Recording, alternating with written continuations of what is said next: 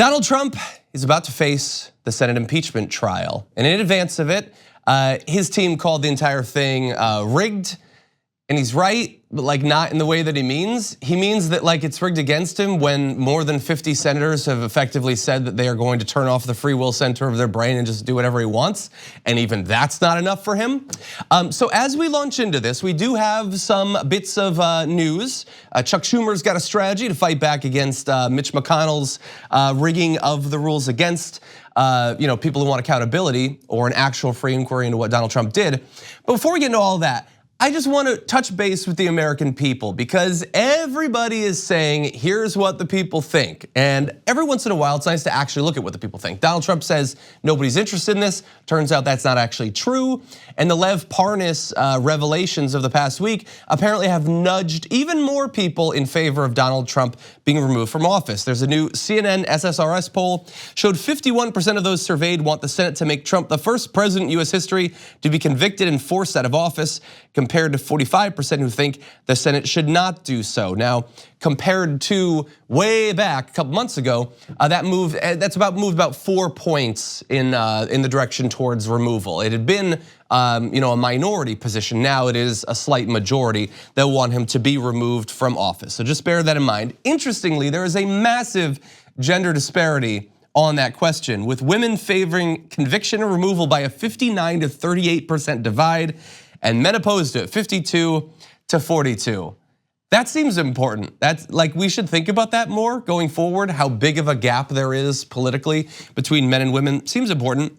But interestingly, I know that like the belief was this is sort of a sideshow, or it's gonna be forgotten because there's so many other big things happening. And I would have expected that too, but it turns out that no, despite how complex and fast moving the news cycle is these days, people do care about this and they are paying attention. 74% of respondents said they're either very closely or somewhat closely following the developments in the trial, which, I would have to say at this point has got to be bad news for Donald Trump, because the latest sets of revelations coming out of Lev Parnas and all the Robert Hyde stuff has not been good for him.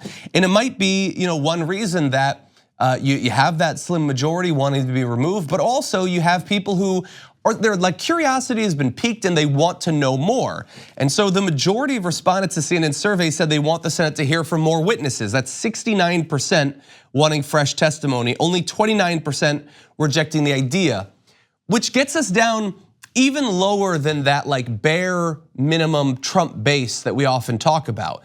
He doesn't even have all of them opposed to new testimony. It is still weird that 1 out of 3 Americans are I don't want to learn anything. But sure, the well has been poisoned for many Americans against this entire process. But even Donald Trump's base, some of them are interested in finding out more. Although possibly that just means they want to see Hunter Biden up there, I don't know. Now, as I alluded to in the beginning of this, all that being true, the rules are set up in a way that it is unlikely that we will learn much if Mitch McConnell gets his way. Going into this, he wants there to be no witnesses, obviously. He's gonna try to pressure the critical mass of Republican senators to be opposed to that. So that's definitely true. They're gonna try to speed through this as fast as possible. Now, depending on who you talk to, that goal might be different, but we're looking at days or possibly weeks, and that's it. We're gonna be done with this thing very soon if Trump gets his way, and it looks like he probably will at this point. And when it comes to certain witnesses, even if we get them, that does not mean we're gonna know what they had to say. John Bolton is one of the few that we haven't heard directly from, also Lev Parnas. But when it comes to John Bolton, Donald Trump is apparently working behind the scenes to get Mitch McConnell to agree to, if they have Bolton testify, it will be in a closed session, it will be classified, and we might not find out anything that he actually said.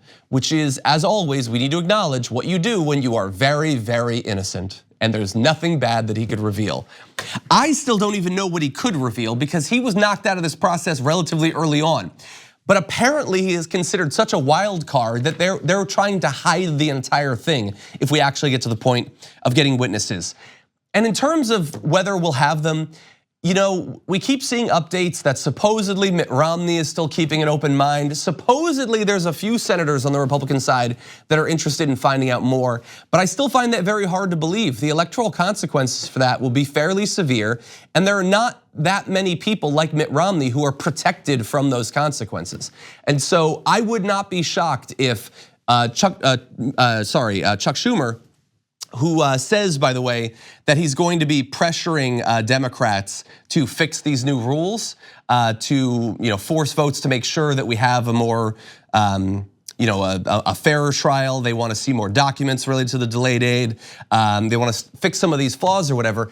That doesn't mean it's going to happen. And I guess the most likely outcome at this point is, that we launch into this, we get a couple days of argumentation, and then that's really about it. We get everyone on the record, which is at the end of the day what we really wanted, but we won't necessarily learn anything more. That will be a huge dereliction of duty. Lev Parnas obviously needs to be grilled.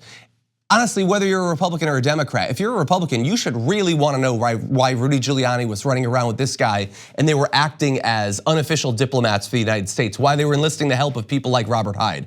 But that doesn't mean it's going to happen. Thanks for watching The Damage Report. What if you could protect yourself on the internet for the price of a cup of coffee a month?